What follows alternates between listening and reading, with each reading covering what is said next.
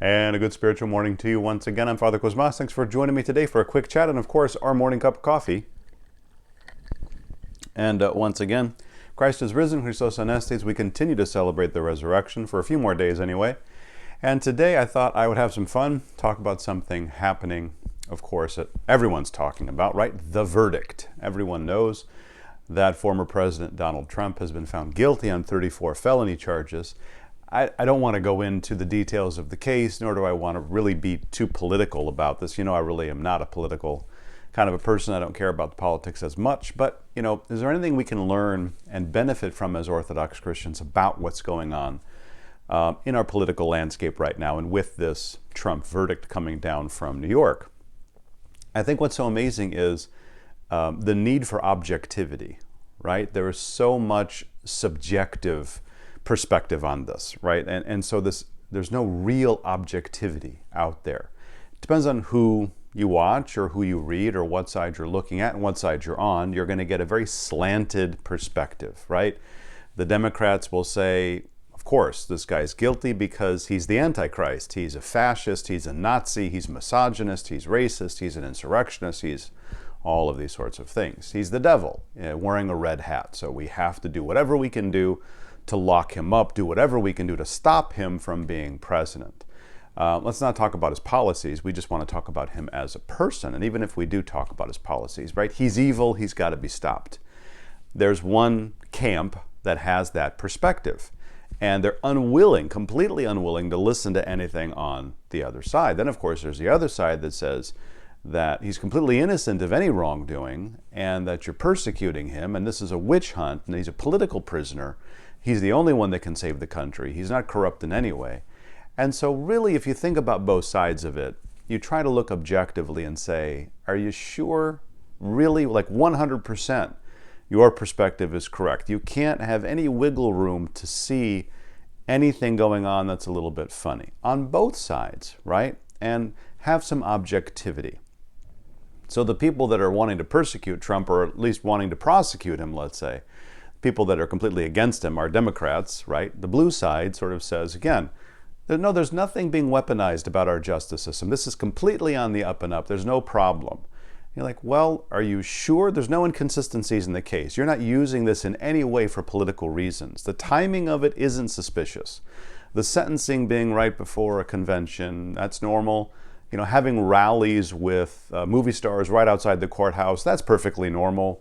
You know, this isn't politically motivated at all. Really? Are you sure about that? 100%. And then the other side, no, he's not guilty of anything. He doesn't do it.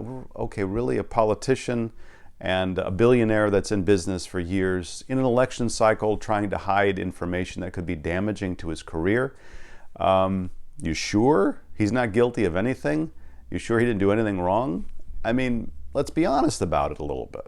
On both sides, have some objectivity. And in the spiritual life, that's incredibly important, to be objective. And it's so hard for us to be objective about ourselves. We fall into delusion. It's actually a spiritual term, plani, right? This sort of spiritual delusion where we say to ourselves, no, I'm doing fine. In fact, look how great I'm doing. I'm doing this and I'm doing this, like the publican and the Pharisee, right? We sort of build ourselves up.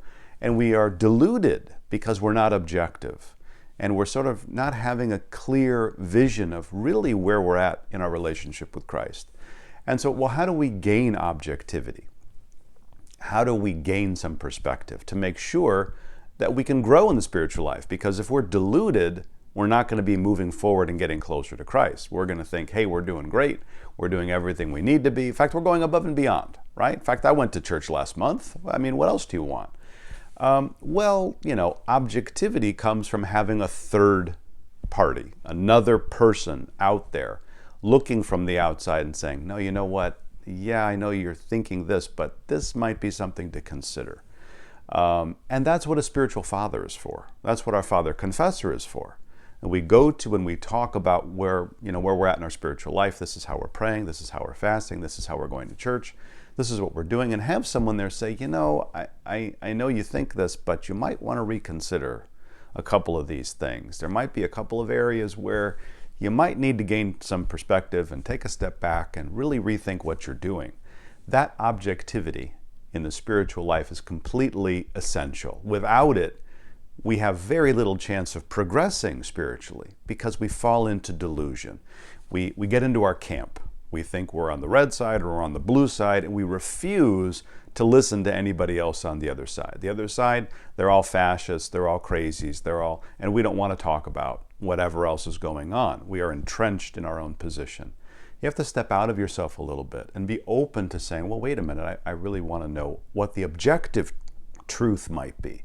And for my own salvation, in order to get that sense of objective truth, you have to talk to somebody else. And the spiritual father, the point of that is the relationship there is characterized by the objective but loving truth. He's supposed to tell you the truth with love. And that's not something that you might get from a friend, a family member, a child, a parent, a spouse, somebody else. The relationship is a little different. The spiritual father relationship is a bond of loving truth. It's a person that's outside of your world telling you, you know what, here's something you should think about, because if you do this, you'll get closer to Christ. And that's what we want and that's what we need each and every day. Amen.